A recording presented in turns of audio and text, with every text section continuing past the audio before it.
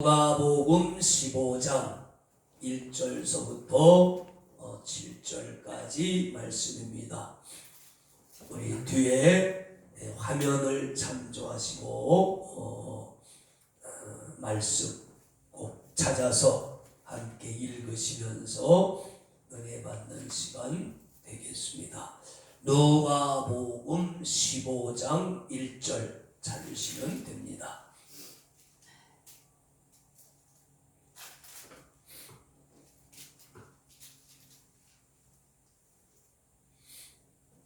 천천히 함께 읽겠습니다. 모든 세리와 죄인들이 말씀을 들으러 가까이 나오니 바리새인과 서기관들이 원망하여 가로되 이 사람이 죄인을 영접하고 음식을 같이 먹는다 하더라. 예수께서 저희에게 비유로 이르시되 너희 중에 어떤 사람이 양 100마리가 있는데 그 중에 하나를 잃으면 99마리를 들에 두고 그 잃은 것을 찾도록 찾아다니지 아니하느냐. 또 찾은즉 줄고 어깨에 메고 집에 와서 그 벗과 이웃을 불러 모으고 말하되 나와 함께 즐기자. 나의 잃은 양을 찾았노라 하니라. 내가 너희에게 이르노니 이와 같이 죄인 하나가 회개하면 하늘에서는 회개할 것이 없는 의인 99을 인하여 기뻐하는 것보다 더하리라. 아멘. 자리에 앉으시고요. 오늘도 오른손 들어서 우리 주님 찬양합시다. 할렐루야. 주님을 찬양합니다. 오늘도 그 산에 복을 주시기를 주의 이름으로 축원합니다. 아멘. 세상을 조금 살다 보니까 여러 종류의 사람이 있는데 그 중에 가장 부러운 사람이 복 있는 사람이 있더라고요. 복이 있는 사람. 물론 모든 사람은 태어난 그 자체로 복이 있습니다. 이 세상에 태어났다고 하는 것은 선택받았다는 것이거든요. 우리가 여러분 잘 아시죠? 이건 성인들이니까 남자와 여자가 결합을 할 때에 그 남자 몸에서 보통 옛날에 건강할 때는 수백 마리의 그 정자가 여자 몸으로 들어간다고 그러잖아요. 그런데 그 중에서 선택되는 것은 몇 마리예요? 딱 하나죠. 어쩌다 2마리가 선택받으면 쌍둥이가 되는 거고, 어쩌다 5마리가 선택되면 5쌍둥이. 5쌍둥이도 있더라고요, 보니까. 야, 그럼 유모차를 5대를 끌고 다녀야 될까? 야, 이게 선택받았다는 거거든요, 그렇죠? 또 성경적으로 보면 하나님께서 복 중에서 너를 선택하셨다. 그러니까 내가 세상에 태어나기 전에 어머니 뱃속에서 이미 내가 아버지 하나님께 선택받았다라는 말씀도 있습니다. 또 어떤 성경에는 창세전에 너희를 예정하사. 이 말은 창세라는 말은 하나님이 세상을 창조하기 전에 이미 나를 아시고 예정하셨다. 사람의 이성으로는 믿지 못할 그런 얘기죠. 그래서 사람의 이성으로는 하나님을 알아가는데 한계가 있습니다. 그걸 우리가 인정을 해야 돼요. 하나님은 신비에 쌓여있는 분입니다. 그래서 성경에서는 오묘하신 하나님, 오묘하신 하나님 그렇습니다. 우리가 그분을 다 알 수가 없어, 절대. 그래서 그분을 가르쳐서 우리가 다 알 수 없는 아주 오묘하신 하나님이시다 라는 말씀이죠. 그분이 우리를 선택하시고 각자의 삶을 주셨는데 삶을 이렇게 가만히 들여다보면 특별히 복이 더 있는 사람이 있어요. 그렇죠? 어떤 사람은 태어나서 고난과 역경, 환난, 질병, 가난 그런 걸로 인해서 아주 평생을 힘들게 살아가는 그런 사람들이 있잖아요. 그건 지역적으로도 그렇고 국가적으로도 그렇고 가난한 나라에 태어나면 태어나면서부터 고난이야. 먹는 것부터 고난이야. 그렇죠? 사람이 하루 세 끼를 배불리 먹을 수 있다는 것은 놀라운 축복이에요. 근데 우리가 그건 모르죠. 그렇습니다. 지역과 어떤 나라에 또 어떤 부모 밑에서 태어나느냐에 따라서 다르기도 하고, 근데 어떤 사람들은 일생을 무난하게 물질적으로 어려움 당하지 않고 뭐 그냥 잘 돼. 그냥 공부도 별로 못했고 별로 이쁘지도 않은데 좋은 신랑을 만나. 그리고 애도 아들 딸 골고루 쑥쑥 잘 낳고. 근데 애들이 또 대학을 가도 서울대학만 가요. 꼭 서울대학만 꼭 가야 되는 건 아니지만 대학도 잘 가. 그리고 그렇게 잘 먹는데 살도 안 쪄. 아주 얄미운 년이야. 누가 그래? 얄미운 년 중에 하나가, 미안합니다, 먹어도 살 안 찌는 사람이에요. 그런 사람 있잖아. 우리 조 집사님도 그렇잖아. 나도 그렇고, 나는 원래 뭐 잘 먹지 못하니까, 그렇단 말이지. 그리고 하는 일마다 잘 돼.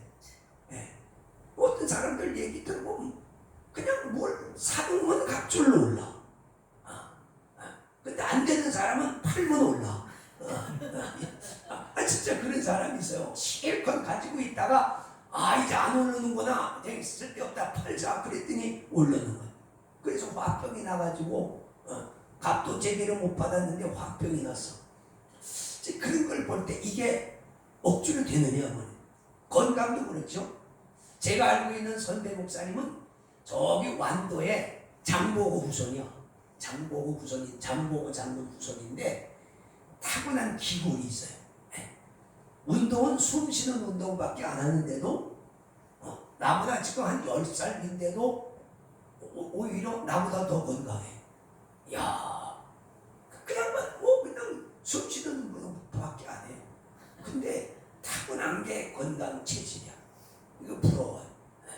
그러니까 이런 게 내 마음대로 되겠습니까? 다 건강하고 싶고 다 잘 되고 싶고, 그런데 좀 안 될 때가 많죠. 그죠? 그런 거 보면 사람이 참 하나님 앞에 내가 열심으로 하는 거 중요합니다. 그게 쓸데없다는 게 아니에요. 노력 열심히 하는 거 중요한데 그보다 더 중요한 것은 복 있는 사람이 되는 거예요. 하나님 앞에 복이 있는 사람. 성경에는 복 있는 사람에 대해서 많이 말씀을 하시죠. 그렇습니다. 자, 오늘 우리가 읽은 말씀은 여러분 성경에 이른 양의 비유 이렇게 나왔죠. 그렇습니다. 예수님께서 이 땅에 오셔서 많은 사람들을 만나는데 그 중에 오늘은 특별히 세리와 죄인들과 함께 어울리면서 그들과 함께 밥을 먹었다 그랬어요. 세리란 말 그대로 세금을 징수하는 사람들이에요. 그 다음에 죄인이라고 하는 말은 장녀나 이 문둥병자나 그 다음에 아주 사회에서 아주 직급이 제일 핫바리가 되는 사람들, 백정이라든지 이런 사람들, 이런 사람들을 가르쳐서 죄인이라 그렇게 칭하는데, 예수님이 오셔서 그들에게 말씀을 전하시고 그들과 함께 식사를 하셨단 말이죠. 그랬더니 서기관과 바리새인들이 예수님을 원망했다. 왜 당신은 랍비라고 하면 스승이라고 하면서 저 천한 것들, 저 인간의 어떤 정말로 인간 같지 않은 저런 무지랭이들과 왜 어울립니까? 우리 같은 사람, 우리 같이 수준 있는 사람들하고 어울려야지 왜 저런 사람 같지 않은 저런 죄인들과 당신이 어울립니까? 그랬더니 예수님께서 그때 하신 말씀이 바로 이 비유, 이른 양의 비유를 드신 거예요. 자, 어떤 사람이 100마리의 양을 기른다고 하자. 100마리 쭉 양을 기르면 부자도 아니고 가난한 사람도 아니고 보통 그 정도죠, 그죠? 예. 실제로 가보면 그래요. 보통 그 베두인들 양치는 데 가면 100마리, 200마리 그죠? 그 정도 길러요. 예. 근데 자 100마리의 양이 있는데 그 중에 어느 날 한 마리를 잃어서 그러면 이 사람이 한 마리까지 뭐 아직도는 99마리가 있는데 한 마리 잊어버렸다고 대수냐고로 그냥 있겠느냐? 아니라는 거죠. 정말로 목자고 농부라고 하면 99마리가 그냥 무리에다 놔두고 그 한 마리를 찾으러 나가서 찾을 때까지 찾지 않겠느냐. 그러죠? 네. 오늘도 또 감사하는 건 전 시골에서 자라나서 감사합니다. 제가 어렸을 때 보면 시골에서 진짜 소를 잊어버릴 때가 있어요. 소, 돼지. 네. 이게요, 닭들이나 개는 귀소 본능이 있어가지고 이게 나갔다가도 돌아와요. 네. 근데 이 돼지나 소란 놈은 잘 안 돌아와. 이게 외양간에다가 이렇게 넣어두면 어떤 때 그 고리를 벗겨내고 뛰쳐나가요. 그러면 온 동네가 총동원이 되는 거야. 네. 그것도 다 서로 도와주는 거야. 내 소가 잊어버렸을 때 찾아줘야 남의 소 잊어버렸을 때 또 찾아주고. 그러니까 이게 어디로 간 줄 알아? 이게 골짜기로 갔는지 저 들판으로 갔는지 뭐 핸드폰도 없던 시대에 그러니까 온 마을 사람들이 다 퍼져서 그 집 나간 돼지나 소를 찾는 거예요. 하루 뒤에 찾는 경우도 있고요. 깊은 산 속에서 찾는 경우도 있어요. 왜냐하면 그건 재산이거든요. 그래서 성경 말씀대로 찾을 때까지 찾는 거예요. 조금 찾다가 잊어버린 그만이지. 그런 게 아니라는 거예요. 그 양이 너무 귀중해서 찾을 때까지 찾는다는 거예요. 자, 이 말씀을 가지고 오늘 몇 가지 말씀드리면 그렇습니다. 오늘 1절에 보니까 모든 세리와 죄인들이 말씀을 들으러 가까이 나오니, 모든 세리와 죄인들이 예수님의 말씀을 듣고 싶어서 가까이 왔다라는 말이에요. 이 말은 뭐예요? 누구에게나 진리에 대한 목마름이 있고 사람이라고 하면 구원에 대한 욕망이 있는 거예요. 우리가 볼 때는 아주 미천한 사람 같고 별 볼 일 없는 사람 같지만 그러나 그 사람에게도 진리에 대한 목마름이 있거든요. 배움에 대한 목마름이 있고 구원받아야 되겠다고 하는 욕구가 그 사람에게도 있단 말이죠. 그래 오늘 보니까 비웃음 받고 사회에서 소외된 이 세리와 죄인들이 많은 사람들이 주님 앞에 나와서 말씀을 들으러 왔더라. 그렇습니다. 진리와 구원은 고상한 사람들의 전유물이 아니죠. 그렇죠? 어떠한 특정한 계급의 전유물이 아니란 말이에요. 그런데 불행히도 인류의 역사는 그런 역사를 밟아왔어요. 여러분 고대나 중세, 근대까지도 많은 나라, 우리나라를 비롯한 많은 노예 제도가 있었잖아요. 종이라고 하는 그런 제도가 있었잖아요. 우리나라에도 있었죠. 그들은 사람에게도 차별을 받을 뿐만 아니라 배움에게도 소외됐어요. 서당에서도 이런 사람들은 받아주질 않아요. 종놈이 무슨 글을 배워서 뭐 할라? 출세길도 막혀요. 과거를 볼 수가 없어요. 그래서 높은 관직의 중용이 될 수가 없어요. 우리가 살았던 얼마 전에 한 100년 전에만 해도 그랬단 말이에요. 여러분 여성 차별은 지금까지도 어떤 나라들에서 이루어지잖아요. 여성은 여러분 투표권도 없었잖아요. 지금도 어떤 나라는 무슬림 국가들 여성은 운전도 못해요. 여러분 무슬림 국가들의 특징 보세요. 길거리에 남자들만 돌아다니지 여자들은 돌아다니면서 다 히잡이라고 얼굴만 삐꾸미 내는 거 쓰고 장사도 여자는 못해요. 여자가 어딜 나와서 그냥 여자는 뭐하냐? 집에서 학교도 안 보내요. 집에서 그냥 애 낳고 살림하는 도구요. 그냥 남자들을 적어야 돼요. 그런데도 여자들이 무슬림 국가의 여자들은 그것을 숙명으로 받아들이는 게 난 참 이상해요. 이제 조금씩 변화되긴 하지만 아직도 아주 골수 그 무슬림 국가에서는 그렇단 말이에요. 시골에서 여자 아이들 학교 안 보내요. 그 다음에 인신매매처럼 사고 팔고 막 그러죠. 투표권 없고 운전 못하고 어디 나갈 때는 남편한테 부모에게 반드시 허락받고 나가야 되고 그렇단 말이에요. 그러니까 여러 가지 아직도 억압받고 차별받는 그런 것들이 있단 말이에요. 그러나 구원과 진리는 어떤 사람들의 전유물이 아니다. 놀라운 일은 여러분, 성경에 통달한 하나님의 말씀인 성경에 통달한 바리새인과 서기관들이 낮은 계급의 사람들을 동족이라고 해도 멸시하고 천대했다고 하는 사실. 하나님을 믿는 사람이라고 하면 더 사랑이 풍성해야 되는데 오늘 성경에 보니까 그랬잖아요. 2절 보니까 바리새인과 서기관들이 원망하여 가로되 이 사람이 죄인을 영접하고 음식을 같이 먹는다 하더라. 바리새인들은 하나님 말씀대로 살겠다고 결성한 종파의 사람들이에요.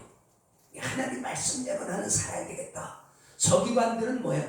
성경을 옮겨 쓰고 해석할 수 있는 성경에 통달한 사람들이에요. 그럼 성경 전체가 주님이 말씀했잖아요. 가장 큰 계명이 뭡니까? 뭐라고요?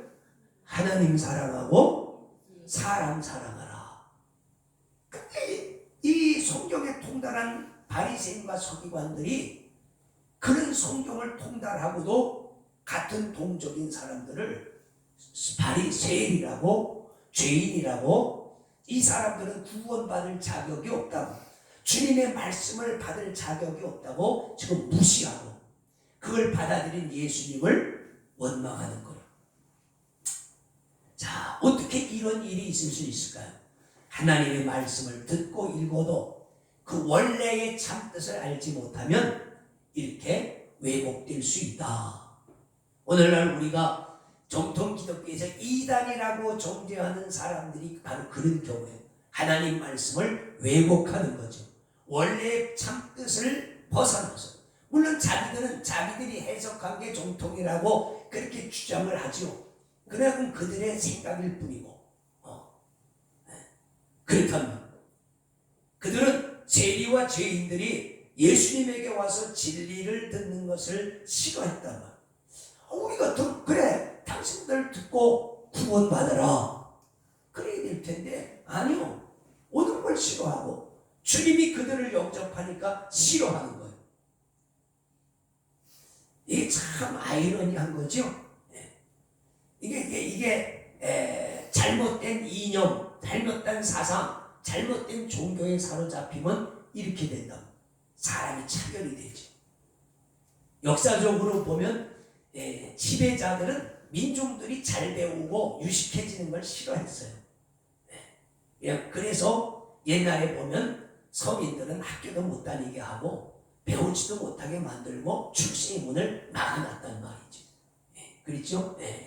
왜? 이 국민들이 똑똑해지면 골치 아픈 일이 생기고 대모할 테니까 그렇단 말이에요. 공산주의 사상이 그런 거거든요. 공산주의 사상은 이 국민들이 많이 하는 것을 싫어해요. 그래서 공산주의 국가의 특징이 뭐예요? 언론을 통제해요. 언론을 통제해서 국민들이 모르고 그냥 자기들이 전하는 것만 알죠. 너희는 우리가 전하는 것만 알아들어. 그래서 중국 같은 경우에도 우리 전 세계가 쓰는 이 유튜브 방송 못 보게 하죠. 유튜브 못 보게 하죠. 그 다음에 우리나라의 카톡 이거 안 되게 만들어버리 네이버 못 보게 만들죠. 그러니까 자기네가 바이두라고 그래서 만든 인터넷 그것만 본단 말이에요. 그러면서 자기네 다른 나라 사람들한테 자기네 걸 또 보내. 자기네 다른 나라 걸 못 들어오게 하면서 자기네는 또 다른 나라에 자기네 것을 선전을 해요. 틱톡 같은 거 많이 있죠. 그거 쓰게 되면 중국으로 내 신상이 싹 넘어갑니다. 그럼 그 조심해야 되죠. 그러니까 이 공산주의의 특징이 뭐냐? 언론 통제하고 민중을 통제하고 못하게 한단 말이죠. 왜? 똑똑해지면 천안문 사태와 같이 데모하는 일이 일어나고 우리에게 자유를 달라고 그렇게 하니까 통제한단 말이에요. 그들은 세리와 죄인들이 대를 영접하는 주님도 비난했잖아요. 이 비난했다는 말은 예수님을 비난했다는 말이에요. 당신이 왜 쓸데없는 짓을 하느냐? 저 사람 같지 않은 사람들에게 왜 진리를 전하고 저들이 어떻게 구원받을 수 있겠느냐? 죄인이라고 하는 말은 뭐요? 이미 사람에게 구원받을 자격이 없는 사람이라는 뜻이에요. 여러분, 죄인이 구원받을 수 있습니까? 못 받아요. 죄인은 예수 그리스도의 이름으로 죄사함 받기 전에는 구원받을 수가 없습니다. 그래서 회개가 필요한 거예요. 죄인을 주님이 받아들이시지만 그 죄인이 받아들여졌을 때 회개해야 구원을 받습니다. 아멘. 그냥 죄인인 채로 오면 안 된단 말이에요. 내가 죄인입니다고 회개하는 표가 뭐예요? 그게 예수 그리스도의 이름으로 세례를 받는 거란 말이에요. 그래서 성경에 너희가 믿고 세례를 받는 자는 구원을 받을 것이요 라고 말씀했습니다. 근데 예수님께서는 어떤 행동을 보여주셨습니까? 이 세리와 죄인들을 영접해서 어서 오너라. 그리고 그들과 함께 식사를 같이 했단 말이에요. 여러분, 유대인들 중에서 식사를 같이 했다는 말은 동급으로 취급한다는 얘기거든요. 유대인들은 모르는 사람과 싫어하는 사람하고는 식사를 하지 않습니다. 식사를 같이 했다는 말은 너와 나는 친구고 동급이라. 그래서 성경에 보면 세리들이 회개할 때 예수님을 집으로 초청해서 잔치를 벌였다는 얘기가 나오잖아요. 그게 뭐예요? 주님이 우리를 받아주셨으니까 우리가 주님을 초청해서 같이 먹어야 되겠다. 그런 말이에요. 예수님께서는 말로만 사랑이라고 말씀하시지 않고 세리와 죄인들을 불러서 그들을 영접하고 그들에게 진리도 전해주시고 그들을 고쳐주시고 그들과 함께 밥을 먹고 마심으로 너희도 구원받아야 될 하나님의 백성이다. 나는 너희와 같은 그 동등의 사람이라고 하는 것을 말씀하셨단 말이에요. 그래서 성경에 보면 예수님을 표현하는 다른 말로 인자라고 하는 말이 있어요. 인자. 인자란 말은 말 그대로 하면 사람의 아들이란 말이에요. 근데 이것이 이제 발전해서 이것은 메시아인 예수님에게만 쓰는 그런 그 독특한 언어가 되긴 했지만은 원래 인자란 말은 사람의 아들이란 말. 그러니까 너희와 나는 같은 사람이다 라고 주님이 그 동등함을 몸으로 보여주셨다. 그런 말씀입니다. 사람들이 지금은 많이 사람 인류가 평등해졌지만 아직도 풀지 못한 숙제가 이 차별이잖아요. 아직도 그 힌두교 국가들이나 무슬림 국가들에게는 인종차별이 아직도 남아있고 계급이 아직도 남아있죠. 계급이 남아있어서 아직도 계급이 낮은 사람들을 그 아래로 보는 그런 풍습들이 많이 남아있단 말이에요. 여러분, 진리와 구원은 동서고금 남녀노소 빈부귀천을 막론하고 그렇습니다. 모든 사람이 받아야 될 하나님의 은혜이고 하나님의 축복입니다. 진리를 들어야 마음이 깨달아지죠. 특별히 이 시대, 물질을 가장 우선시하는 시대, 특별히 한국인들이 그렇대요. 설문조사를 해보면 특별히 인생의 행복에 있어서 가장 중요한 것이 뭐냐? 첫째가 돈이라고 하는 게 한국 사람이 퍼센트가 훨씬 많아요. 그만큼 우리는 물질 사상에 훅 뻗쳐져 있는데 그걸 모르고 그냥 살아. 돈이 최고다 이런 생각. 돈을 벌기 위해서 인생을 다 투자를 합니다.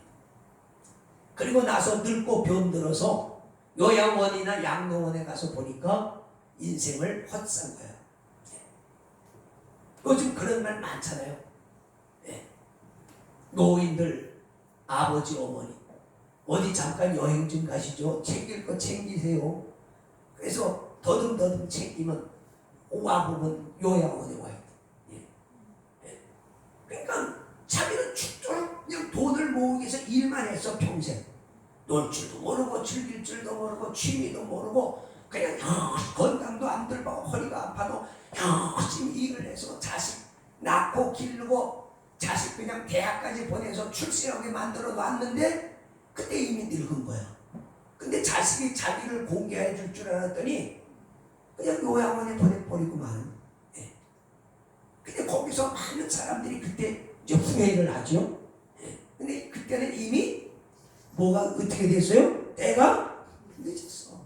그때는 후회해봐야 아무 소용이 없어.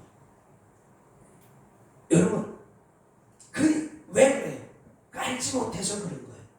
돈이 나를 보호해 줄 줄 알았지만 그렇지 않습니다.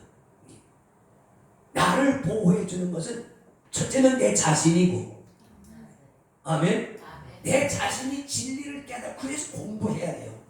그래서 공부해. 어떻게 삶을, 인생을 살아야 될 것인가를 공부해야 된단 말이에요. 뭔가 어떻게 되겠지. 그건 옛날 사람들의 생활 방식이야. 옛날에는 쉽지 그랬어요. 내가 젊어서 열심히 일하면 늙어서는 자식이 죽을 때까지 진자리 맞은 자리 가라앉으면서 나를 보호해 줬지만 지금은 그런 시대가 아니에요. 직장도 지금은 나를 보호해 주지 않잖아요. 옛날엔 직장 한번 들어가면 퇴직할 때까지 있었잖아요. 지금은 안 그래요. 사회도 그렇고 자식까지도 그런 거예요.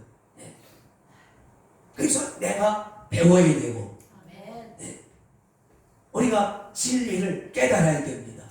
죽임의 말 물질이 다가 아니라는 거지. 그래서 세리와 죄인들이 그 사람들이 겉으로 볼 때는 남루하고 보잘것이 없지만 그들도 이 속에는 진리를 알고 구원받아야 되겠다는 욕구가 바리새인들과 똑같이 있는 거야. 모습만 다르지 속에는 영생을 얻고자 하는 그 욕구가 있는 거야. 그러니까 주님에게로 많은 사람들이 왔다고 그랬잖아요. 근데 주님은 그들의 모습을 본 거죠.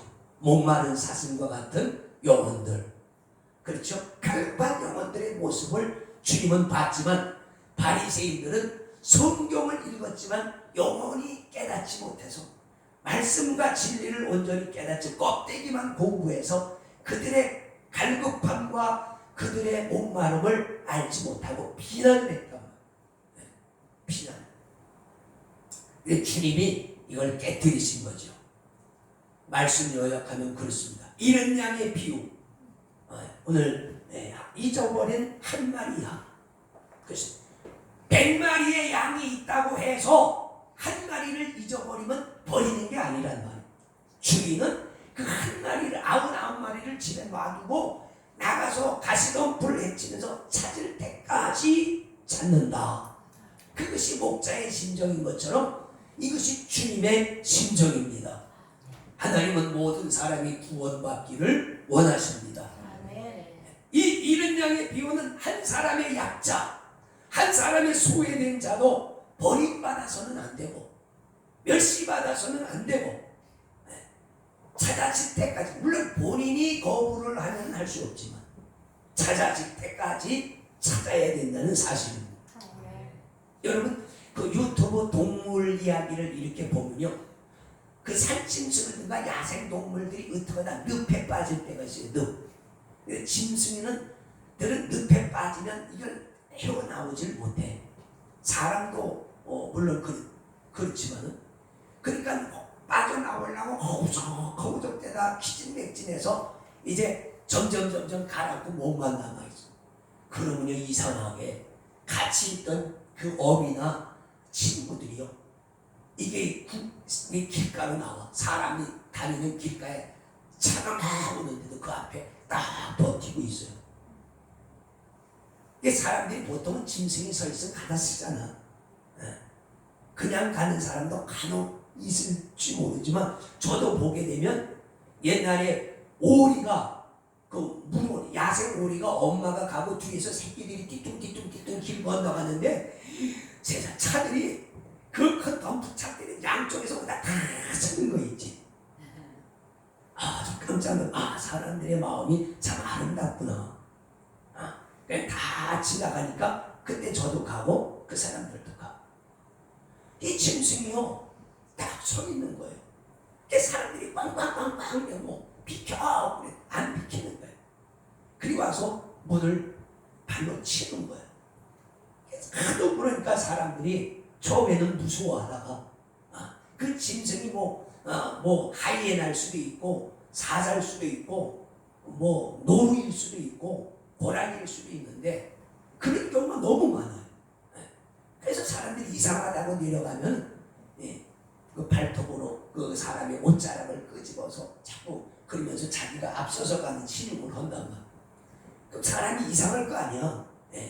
산짐승이 사람을 보면 도망가거나 덤벼들어야 되는데 이게 원수해가지고 자꾸 뭔가를 표시를 하고 자꾸 앞서가고 안 쫓아오면 다시 와서 있다가 또 앞서가고 막 이러니까 사람 이게 뭔가 따라오려는 이게 표시인가 보다 따라갔더니 늪에서 자기 친구 혹은 자기 부모가 빠져서 죽어가는 거야. 그게 좀 건져달라고. 그 사람들이 이제 차를 가져가서 밧줄을 가지고 이제 그 발에다 걸고 꺼내주고 뭐 그런 경우가 너무 많죠. 우리나라에도 그렇죠. 고양이가 와가지고 자꾸 문을 극적을 해서 나가보니까 따라오라고 해서 따라가니까 독을 속에서 충격을 해. 새끼를 낳고 먹을 게 없으니까 새끼들이 죽어가니까 새끼를 이렇게 있는 데 가서 이렇게 내 새끼 좀 구원해달라 그 말. 어미는 어떻게든지 살겠지만 새끼들이 추운 겨울에 어떻게 살겠어. 저도 지난 겨울에 이 산에 갔다가 오소리 너구리로구나. 너구리가 겨울에 먹을 게 없어서 바싹 말라가지고 죽어가는 거 119가 와서 구조해서 가는 거 봐. 사람들이 신고하더라고요. 휴대폰들을 다 들고 있으니까. 그러니까 119가 오더라고. 와가지고 그 동물들 이렇게 들고 간 통에다 들고 와서 갔는데 살았는지 죽었는지 모르겠어요. 추운 겨울에 야생 동물들은 그렇거든요. 그런 것을 보면서 그렇거든요. 짐승도 그렇단 말이에요.